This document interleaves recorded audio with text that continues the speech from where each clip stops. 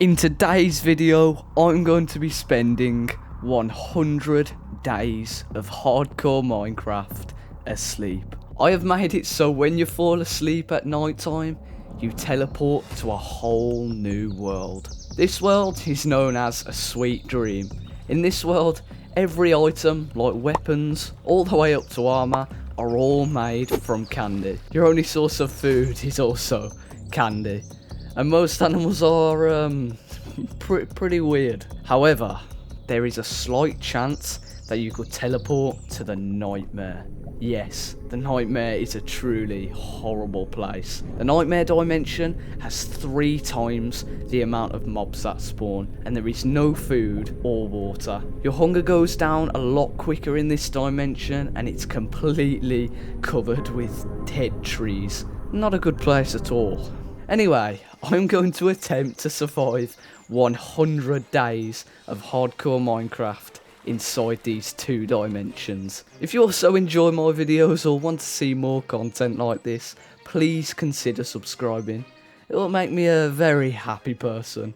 Anyway, enough talking. I think it's time to get some sleep. Okay, it's time to get some sleep. And here we are, day 1. I looked around me and couldn't believe how awesome this place looked. I gathered some wood from this nearby tree and began to break pieces of grass for some seeds. I explored the area a little bit and came across some more trees on the way. I made myself a crafting table to make some basic wooden tools. Whilst exploring, I encountered a baby creeper. Baby creepers are a new type of mob in this dimension that do no damage when exploding and do no damage to its surroundings. I let it explode beside me and head straight into the nearby cave. I found some candy ore nearby, which is the most common ore inside this dimension. You can also use the candy for food. I head deeper down the cave and came across some rainbow ore. Rainbow ore is a very weird type of ore. Most of the time it drops ore, but there is a chance it can drop any item in the game. I used the candy I'd gathered to make some candy blocks. I crafted a candy pickaxe and used this to mine some more rainbow ore. I obtained an emerald, along with some redstone and more candy. It was time to smelt my items, so I head back up to the surface. So, there was 2 things that I had learnt so far. Candy ore and rainbow ore were pretty much equivalent to coal and iron inside this dimension, and there are 2 ores that I have not discovered yet. We'll have to head deeper into some caves and see if we can explore any other ores. Whilst I was exploring the lands, I came across some presents. Presents are rare blocks that, when mined, can drop a randomised item. I head straight towards them to see what loot I would obtain.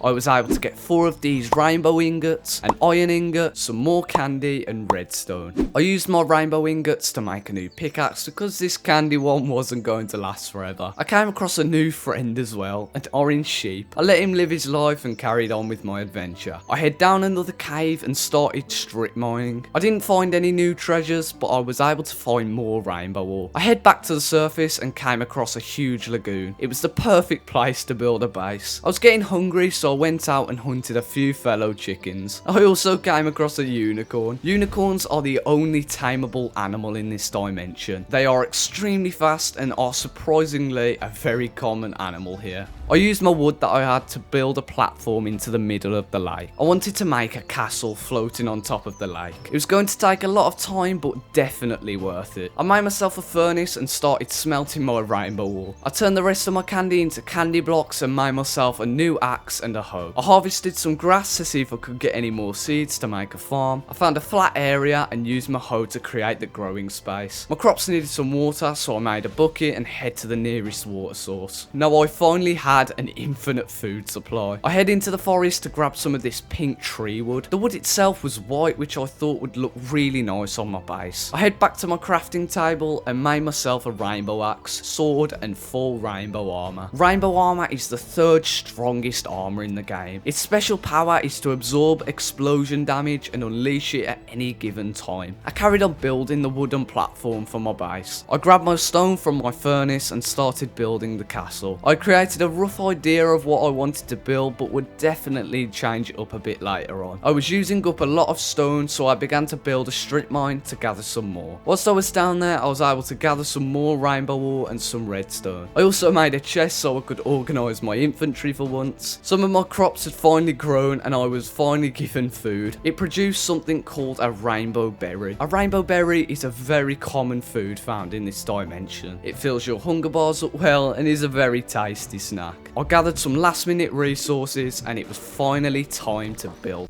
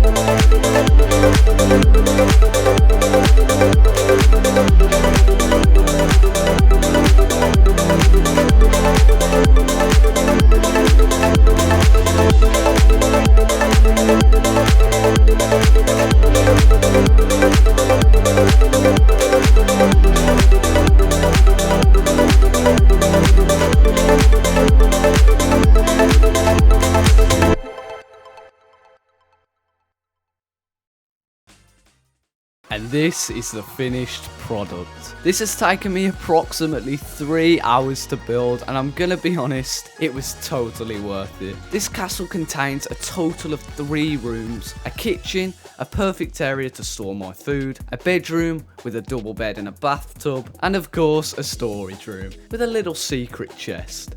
After I'd finished my castle, I didn't want to waste any time. I harvested my berries and gathered some more wood. I head back to my castle because I had another project in mind for my base. I used some stone to help me get to the top and I began planning. The idea I had in mind was to build a huge circular wall around my castle to make it feel more protected. I used my leftover stone to create an even line which would guide me to making the walls even. I had to position these walls in a very specific way. If I misplaced one, it would ruin the whole thing. I carefully placed a cobblestone template of the wall, but it was starting to become a real pain. I kept placing 3 blocks instead of 2 and had to break nearly a quarter of the wall. I finally got it right and I luckily didn't misplace any blocks. I went mining for some last bit of cobblestone and also came across a new ore. These bright yellow diamonds are known as positive gems. Positive gems are the rarest ore in the Sweet Dream dimension. When made into armor, the armor will regenerate your health 10 times faster than normal. I saved them for later and I head back up to finish my cobblestone circle. After a day of building this circle, I'd finally finished the template. It might not be perfect, but I had to trust myself. It was time to build this thing.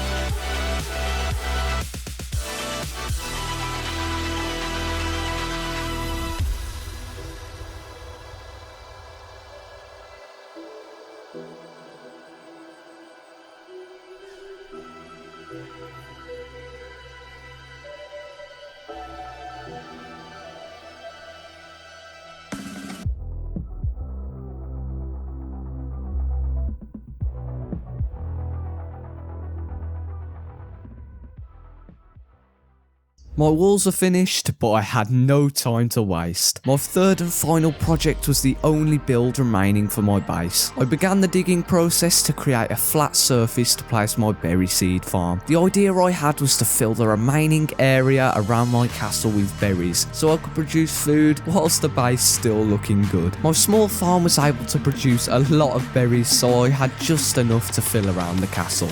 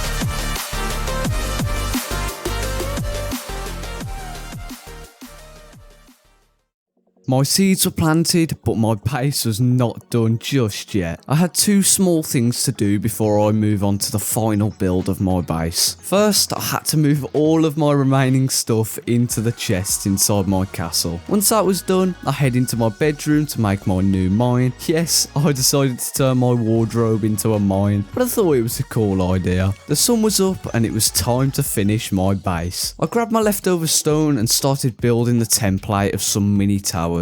I had this great idea to build a few small towers to keep any ores that I find inside. I thought they'd look pretty cool surrounding the castle. I must admit, these were a pain to build due to the amount of different types of blocks I needed. After I'd finished the first tower, I tried my best to make the other ones the exact same. The towers are now all built, so I built a path between each one so I didn't have to crush any of my crops in the process. My base was finally finished and it turned out exactly how I wanted. I took a mini tour around the place and it was most definitely perfect. I head down my mine to try and find some more positive ore. I dug straight down to bedrock, but there was nothing except for some candy ore. However, I began a new strip mining path and came across an item frame with a book inside. I took it and began to read. It read, to find the sun god's power, continue to read, head to the sun god's cave of greed. Coordinates 29460-101 will bring you to your desire. The power is yours to inquire. I head straight back up to the surface and made myself some new tools in case of any enemies I might meet. I head to the coordinates given on the book and came across something I never expected. It was a cave filled with positive ore and blocks. It was definitely worth the journey. I mined every last piece of positive ore and ended up with 2 stacks of positive gems. However, when I mined one of the positive blocks, I fell into a deep cave. There was so much here I didn't know what to look at. I took the 3 items out of the item frames. This bright yellow crown was known as the Sun's Blessing, which grants you the Sun God's power for 60 minutes. And I also got this mask called the Soul Visage. When this mask is worn, it spawns followers to protect you. There was also another book. It read, Dear Finder, these are my last minutes.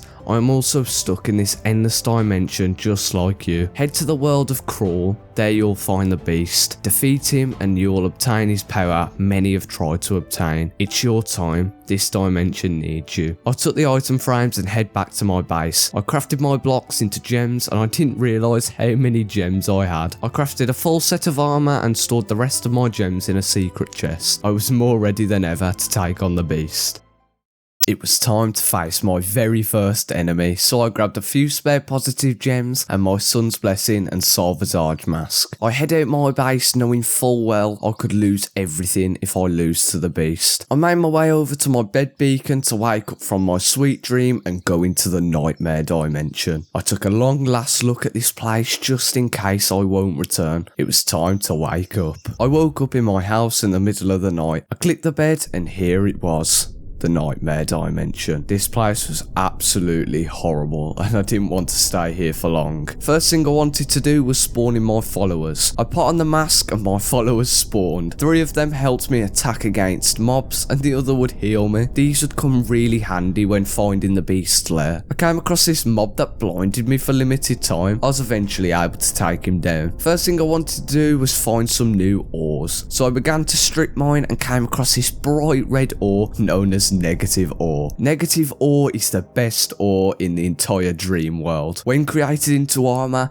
its special power is to absorb negative energy from mobs, making the armor stronger. I gathered a total of 26, which is just enough for a full set of armor. I began my way back up until I bumped into this strange dark figure. I didn't have a clue what this thing was, but it was really creeping me out, so I just let him be. I woke back up to go into the dream dimension so I could head back to my castle and make a full set of negative armor. I head back into the nightmare dimension to find the beast. I wandered around for a little bit looking for any clues. I eventually stumbled upon a red beacon in the distance. This had to be the beast. I head towards it and thought of nothing else but to mine straight down. I mined through the beacon and landed on this gold platform. I mined through the middle and landed inside this prison-like cave. I looked through one of the iron bars and there he was. The beast. He stood waiting for his opponent to step up. His armor looked incredibly strong and his ginormous axe was very intimidating. I had no choice but to fight him. I broke inside and it was time. I slashed him with my sword but it did no damage. He stood up and wielded his axe. He let out a huge swing which took away 6 hearts. He let out another big swing which got his axe stuck in the ground. I quickly went round and hit the diamond sword jammed into his back. It took away a lot of health.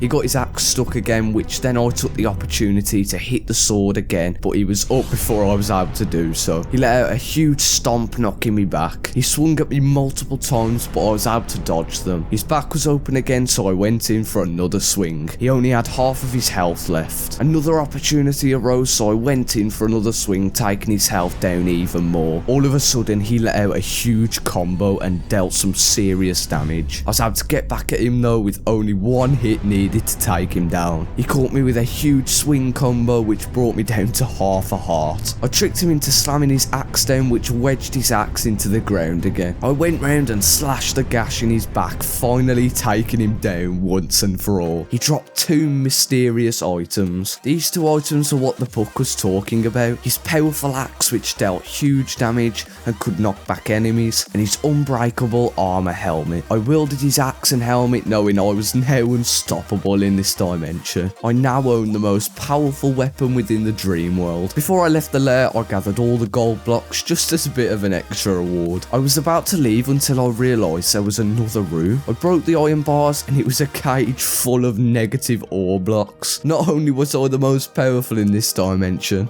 I was the richest. I mined every last piece until there was nothing left. I climbed back up to the surface and head back to my bed, and that was it. I'd safely made it back to my castle and decided to store all my negative ore blocks inside my towers. I stored my gold blocks and all my items in my secret chest room, and there you go. I survived 100 days of sleep in hardcore Minecraft. I hope you enjoyed this video, and if you want to see more content like this, please give it a like. It lets the algorithm know you like my videos, so it'll show you more videos like them in the future. I'm gonna go get some actual sleep now, so it's goodbye for now.